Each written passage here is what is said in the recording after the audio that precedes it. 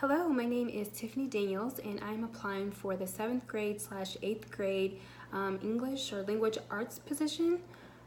To answer question 1, based on your understanding of Libertas College Prep's mission, why are you interested in applying to our school? My previous experience includes teaching at a leadership preparatory academy and an international school. Both were innovative and creative and unique alternatives to public schools for the demographic of students that I've taught thus far in my career. I'm a firm believer in giving students different avenues to pursue education. This looks different depending on the demographic of students you're serving. And so being able to personalize and be innovative and have different strategies and approaches to education and how we teach our students, I think is important.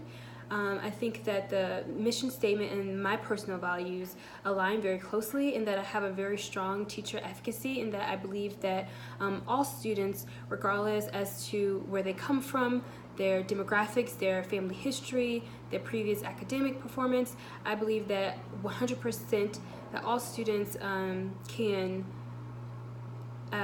pursue higher education given the correct tools. And I believe that that you guys believe in that and you share that same mission and goals, and I align with the school in that way. Question number 2 reads, what is your approach to classroom management? Please be as specific as possible, giving concrete examples of your management approach in practice.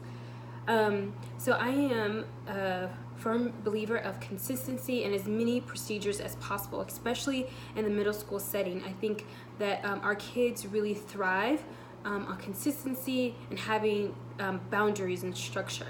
So I think you have to set the tone right away at the beginning of the school year. My philosophy is to start very strict and then maybe ease up if I'm able to, versus the other way around. So right away, I create a very strong culture in my classroom. So I have procedures aligned and together. Students know exactly when they come into my classroom. I have a take one table. So I have the handouts, any materials that we're going to use that I'm going to pass out through the day. It's on that table. And so the kids, when they walk in, they grab all their materials. They know that they need to have everything stacked neatly in their storage corners on their table, and the materials that they need each day is always written on the board, but that stays pretty consistent, so they know exactly what they need to have in class every single class period. So they know right away, make sure my storage corner is neat, and then they get started on their do now right away. And during the do now, it's always the same every single day. We have vocabulary practice. This vocabulary comes from whatever current text that we're reading, so it's very practical, very relevant, and the kids have 5 minutes to work on their do now, and the timer will go off after 5 minutes, and then we debrief. Kids know that there's certain times when they can use their hall passes to use the restroom, because I have an HP on my agenda that lets the kids know what times are appropriate times to go to the bathroom. They know that they can't go to the bathroom the first 10 minutes and the last 10 minutes of class. Everything from how to get a pencil, what you do when you get a handout or you're about to turn something in. Right away they know that they need to have their MLA heading at the top of their page. We have something that's called the last 3. So the last 3 consists of the last 3 minutes of every class is the same. They pack up, they make sure their tables are clear, they align the tables, because a lot of times they get unaligned, and then they push in their chairs, and they know they have to stand behind their chair and wait for the bell. We call that the last 3. During transitions, the kids know I give 30 seconds during all my transitions, and so I'll count down starting at 10 seconds, giving the kids hints. It's like, you have 20 more seconds, now you have 10, I have 8, 7, 6, and so transitions are really quickly, and they know to expect that. I give a lot of positive narration and thanking kids for following the procedures. I love how you waited until the right time to use your hall pass. Yes, you may go to the restroom. Thank you for having your eyes on the board once I got to 0. Thank you for right away knowing to get out your choice novel and start reading right after you finish whatever handout we're working on. So lots of positive narration, and I'm just consistent. You just always have to be consistent no matter what, and it creates a very strong classroom culture. Number 3, many schools have structures to support or evaluate teachers. What does feedback look like in your current organization? What do you wish it looked like? So in my current organization, I feel like it is top notch. Evaluating teachers, it's very supportive. So you get a half evaluation at one point, at a certain point in the school year, and then you get a full evaluation. So the half is about a 30-minute observation. The full is the person's in your classroom for the majority of your lesson.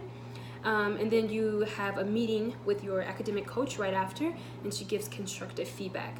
But I also meet with my academic coach on a daily basis, on a weekly basis, to go over curriculum, because she helps with building curriculum and executing, helping us go through it and brainstorm and put it together.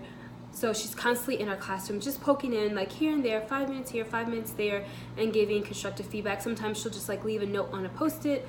Other times we'll take a moment to actually sit down face to face and debrief. And being a young teacher and a very passionate teacher, I love as much constructive feedback as possible, because I'm still wanting to grow and get better at my craft. So she's constantly asking, like, is this okay? Like the way that I give feedback, is that okay? And I'm really flexible and open, just as long as it's constructive and it's productive. I'm always open.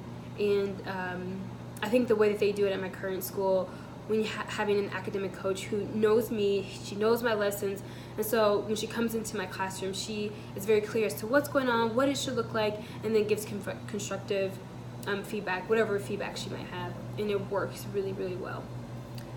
Number 4. Describe the first 15 minutes of your class period. Use as much concrete detail as possible so I can get a sense of what it looks like. What are students doing? Sounds like? What is the volume level? Feels like? What tone do you set? So I kind of just described this when I talked about my classroom management style. So right away, kids, they walk in, they grab their handouts from the Take One table. They sit down in their chairs. They put everything in their storage corner. They get started on their Do Now packets right away, which is always vocabulary practice. It's a different practice. It's not the same thing every day, but it's practicing vocab in some form. Once they're finished, they know right away to get out their choice novel. If they finish early, get out your choice novel and you begin reading that until the 5 minutes is up. And so during that time, it's quiet in the room. I have a timer set for 5 minutes so the kids know exactly how much time they have left, and so it's very quiet, very relaxed. Once you finish your Do Now, you go straight into reading. After that 5 minutes, we debrief.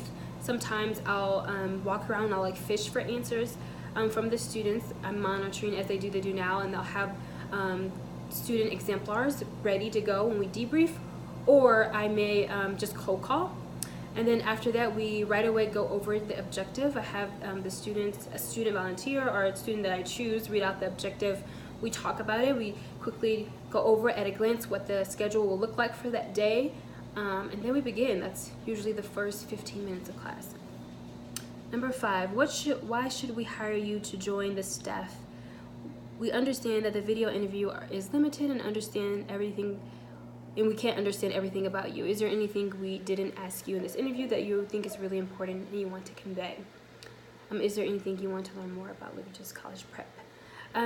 So I guess mostly you should know and understand that if you choose to hire me or take me further through this process as a candidate, that you are getting a very, very, very passionate and dedicated educator. I'm very passionate about what I do. I know that this is exactly what I've always meant to do. Like, it's just so fitting for my personality. I love to inspire and help kids. It is my greatest joy. And you can have very intelligent teachers, but you can't really teach passion. And so I think that's one of my greatest strengths. Also, other strengths, since we're talking about it, I'm great at relationship building, active monitoring, collecting data to inform my instruction. Yeah, and I think that's all, especially because I'm almost up on time. So thank you. I look forward to talking to someone, meeting you guys face to face, and continuing in this process. Thank you for your time.